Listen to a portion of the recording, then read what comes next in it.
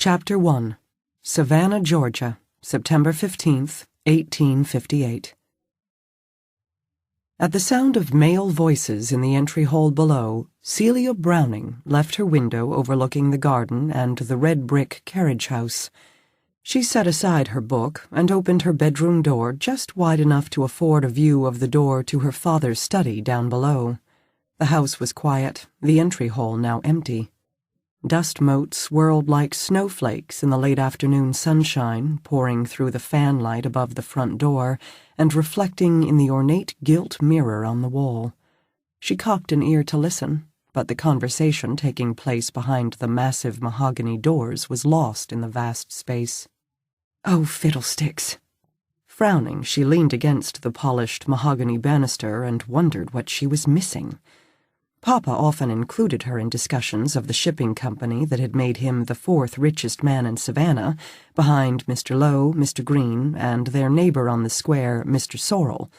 She relished the lively discussions regarding Browning Shipping Company's fleet of snows and schooners that transported cargo to ports around the world. She liked keeping up with the prices of timber, cotton, and turpentine, and the news of markets that might soon admit ships from Savannah. Most of all, she loved that her father treated her as an equal, allowing her the occasional visit to his counting house on Commerce Row overlooking the river. "Eavesdropping, cousin?" Celia jumped at the sound of Ivy's voice. Ivy grinned, one brow raised.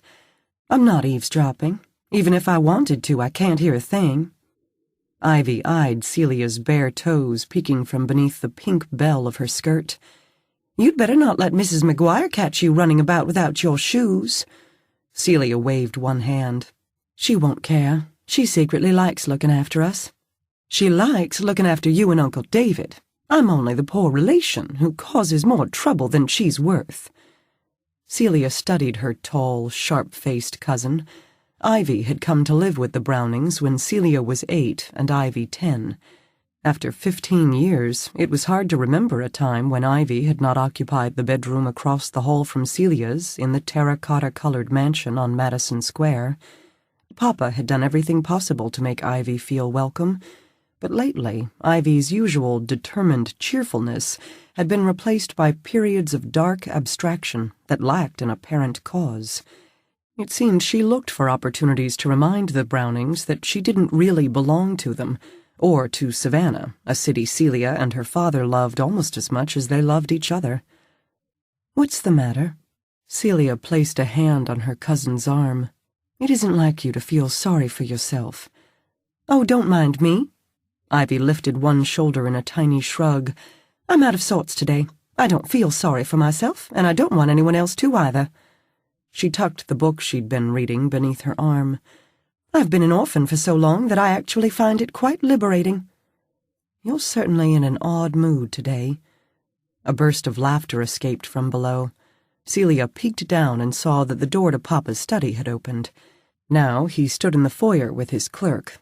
Elliot Shaw was a slight, thin-shouldered man of uncertain years, whose generous mouth and thick eyelashes gave an almost feminine cast to his pale features. Celia had met him a few times at Papa's office. Mr. Shaw was always courtly, if a bit shy, but his movements, so awkward and constrained, made her feel ill at ease.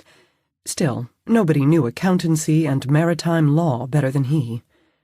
Mr. Shaw retrieved his hat and took his leave. Papa returned to his study. Celia padded silently along the upper hallway, passing portraits of generations of Brownings and Butlers, and ran lightly down the carpeted stairs, one hand trailing along the polished banister that gave off the pleasant scent of lemons and beeswax. "Papa, do you have a moment?"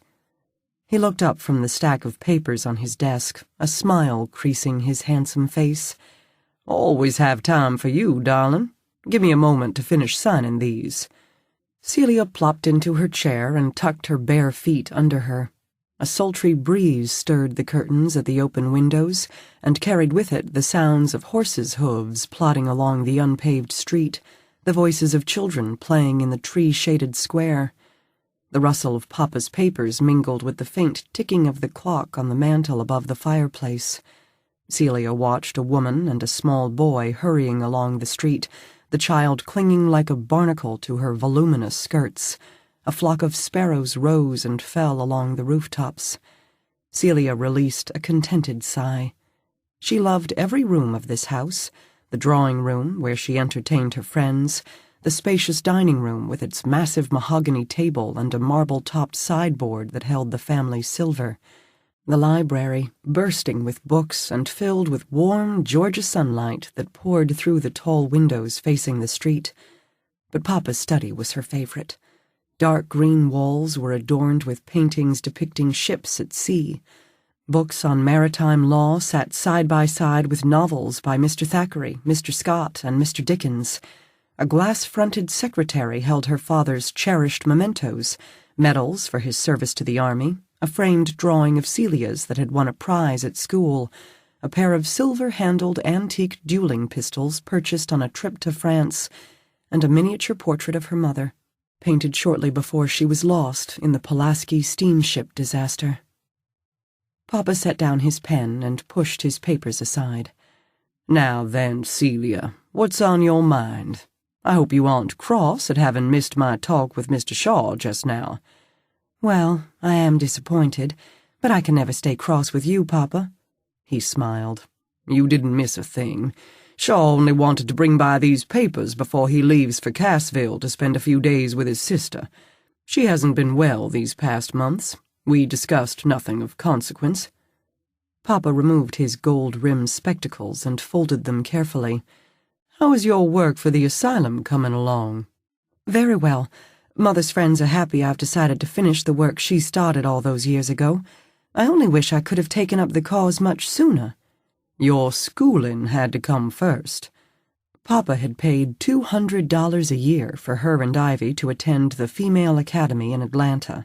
They had spent 6 years learning French and astronomy, science and mathematics, needlework and music. Celia loved science especially, but marriage, motherhood, and charity work were the only permitted aspirations for a woman of her station. In the 5 years since graduation, she'd devoted herself to various causes, including improving the lives of the girls at the Savannah's Female Orphan Asylum. "I wish Mother could know how much progress we've made with the girls, but there's still so much to be done, and all of it takes a good deal of money." Papa nodded. "I saw Alexander Lawton at the club last week. He said Mrs. Lawton intends to make a generous contribution." "I thought she might. She's working hard to gather more support for the indigents at the hospital, too. She feels as I do, that improving the lives of the least fortunate will benefit all of Savannah." A thick, dark curl escaped its pins, and Celia tucked it behind her ear. "I wish you could see how much progress Annie Wilcox has made. She's been at the asylum less than a year, and already she reads as well as I do. And she's a genius at trimming hats. Mrs. Clayton thinks Annie might one day find a position at Miss Garrett's." Her father's brows rose in a silent question. "Miss Garrett owns one of the finest millinery shops in Charleston. Wouldn't it be wonderful if Annie could work there and one day open a shop of her own?" His expression grew tender. "Seeing those girls succeed is terribly important to you, isn't it?" "Yes, and not only for the sake of Mother's memory. Most of the girls are working so hard to learn something that will allow them to live a respectable life. I can't help hoping they will succeed. But we need more books, and perhaps one of those new sewing machines everybody is talking about, for those who want to learn dressmaking, and a piano for Iris Wellborn. She's a musical genius who plays much better than I do, even though she has never had a lesson in her life. If she learns to read music, she might one day earn a good living as a music teacher." "Savannahans are generous people. I can't imagine that you won't raise enough for those things." "Oh, I think we will. Several of the ladies have already pledged their support. But we need to expand the building, too. Just last week, 3 new girls arrived. That place is bursting at the seams." Papa took off his spectacles and polished them on his sleeve. "A building expansion is quite an ambitious undertaking." "I know it. But if men like you and Mr. Green and Mr. Lowe will help, I'm sure we can do it." "Of course you can count on me. But you must remember, most of Savannah is still recovering from last year's financial crisis." Papa raised an eyebrow as if to remind her of the importance of tact. Many of our friends fared much worse than we did. I'll be circumspect, Papa.